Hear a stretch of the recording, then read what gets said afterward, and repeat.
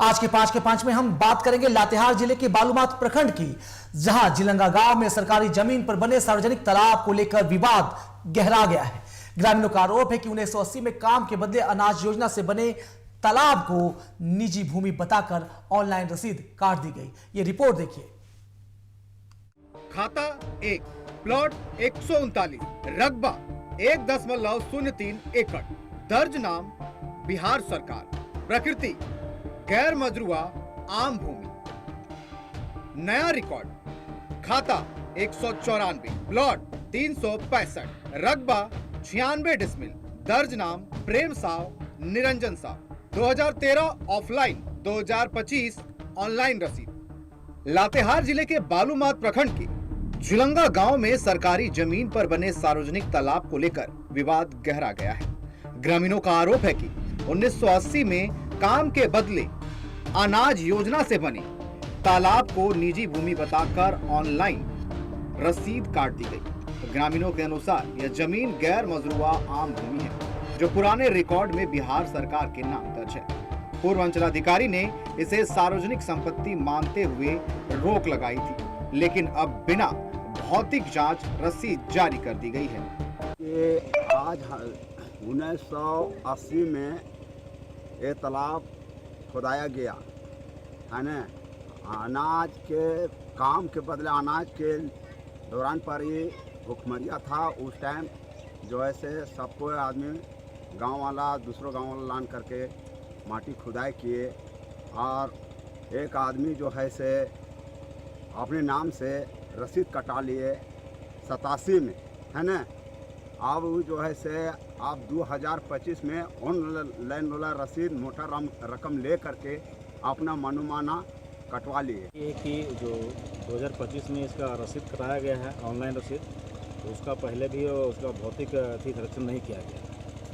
और ये तालाब जो है 1980 में बना है अनाज के बदले तालाब, और ये अभी 2012 में इसका प्रेम प्रसाद और निरंजन प्रसाद पिता जनार्दन प्रसाद, ये पता नहीं किस प्रकार का कहाँ से केवाला करा लिए हैं और रसीद करा लिए हैं।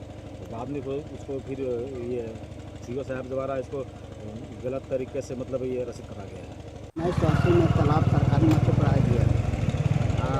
काम के बदले अनाज मिलता था, और मनी मास्टर के नाम से एग्रीमेंट भी हुआ है, वो भी मौजूद हैं।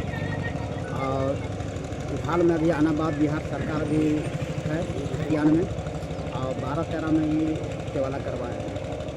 न जाने कैसे करवाए निरंजन प्रसाद और प्रेम प्रसाद पिता मथुरा साहब। तो हम लोग ऑफलाइन रसीद कटा था, उस टाइम भी हम लोग पीछा किए, केस भी किए। उसका भी नकल मेरे पास है।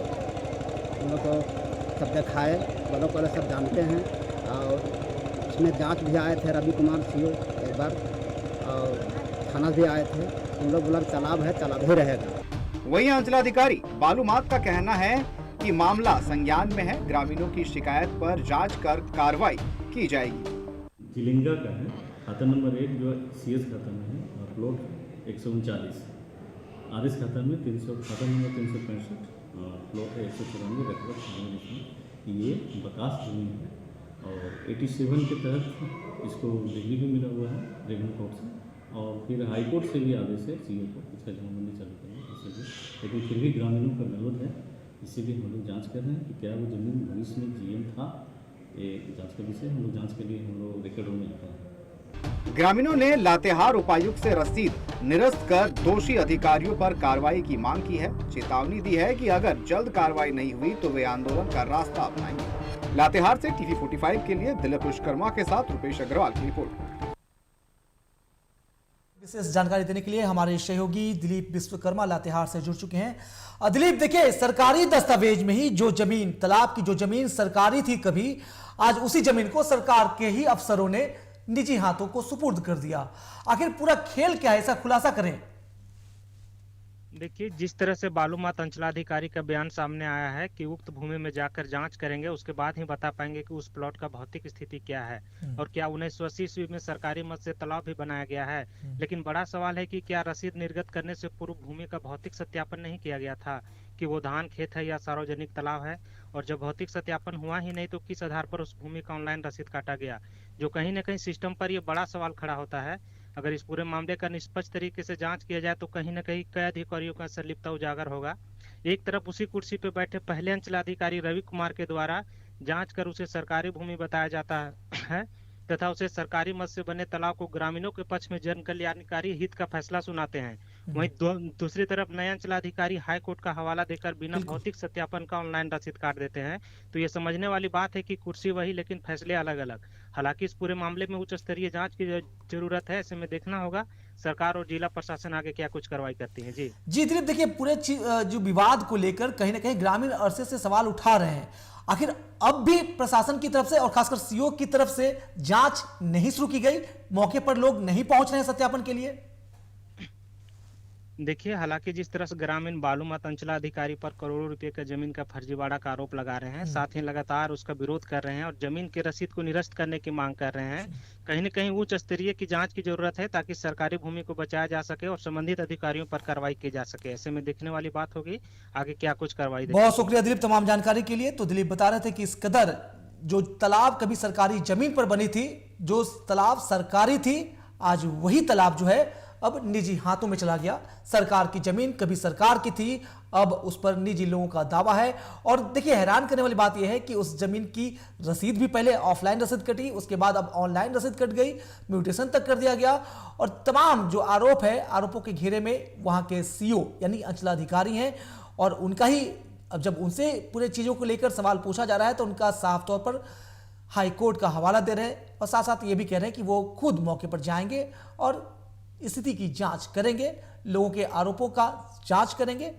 अब देखना है कि ये जांच होगी या सिर्फ खानापूर्ति पर होती है, क्योंकि एक तरफ लोगों का सवाल है, लोग साफ तौर पर कह रहे हैं कि 1980 में अनाज के बदले तालाब योजना के तहत इस तालाब का निर्माण हुआ सरकारी जमीन पर। जिस तरह अभी हमारे सहयोगी दिलीप विश्वकर्मा बता रहे थे कि इसके पूर्व के जो सीओ थे वो खुद इस जमीन को सरकारी जमीन और सार्वजनिक उपयोग की तालाब बता चुके हैं। इसके बावजूद भी जब नए सीओ आते हैं तो साफ तौर पर सीओ बदलने के साथ ही जमीन का जो रकबा है, जमीन का जो नेचर है, जो प्रकृति है तालाब की, वो बदल जाती है। जो जमीन सरकारी होती थी अब उस पर निजी लोगों का कब्जा हो जाता है, उसकी रसीद कर जाती है, पहले ऑफलाइन फिर ऑनलाइन, और उसका म्यूटेशन भी कर दिया जाता है। तो अगर इस तरह का खेल हो रहा है तो कहीं ना कहीं सवाल उठेगा। और सवालों के घेरे में जो सबसे पहले कतार में सामने आते हैं, जो कटघरे में सबसे पहले खड़े हो रहे हैं, वो इलाके के सीओ है यानी अंचलाधिकारी। और जो आरोप में अंचलाधिकारी हैं वही अंचलाधिकारी जांच की बात भी कह रहे हैं। हालांकि ग्रामीणों का साफ तौर पर कहना है, उनकी एक ही मांग है कि पूरे मामले की हाई लेवल जांच हो, उच्च स्तरीय जांच हो, जिसमें दूध का दूध और पानी का पानी हो सके। और ग्रामीण जांच के साथ दोषी अधिकारियों पर कार्रवाई की बात भी कह रहे हैं। तो आपने देखा है और टीवी 45 ऐसी खबरों को प्रमुखता से उठाता है। और हमारा सवाल इसलिए है क्योंकि झारखंड में जमीन, जल जंगल जमीन की बात बहुत होती है। और देखिए किस तरह सरकार की जमीन की लूट हो रही है। अगर ग्रामीणों की माने तो ग्रामीणों का साफ तौर पर आरोप है कि यहां के अंचलाधिकारी ने इसे निजी हाथों में दे दिया और इसके एवज में अंचलाधिकारी साहब साथ साथ विभाग के कई अधिकारियों की जेब जो है वो गर्म की गई है। ये ग्रामीणों का आरोप है। थोड़ी देर पहले हम अपने सहयोगी दिलीप विश्वकर्मा से बात कर रहे थे, उन्होंने भी इस पीछे की पूरी जो कहानी वो बताने की कोशिश की।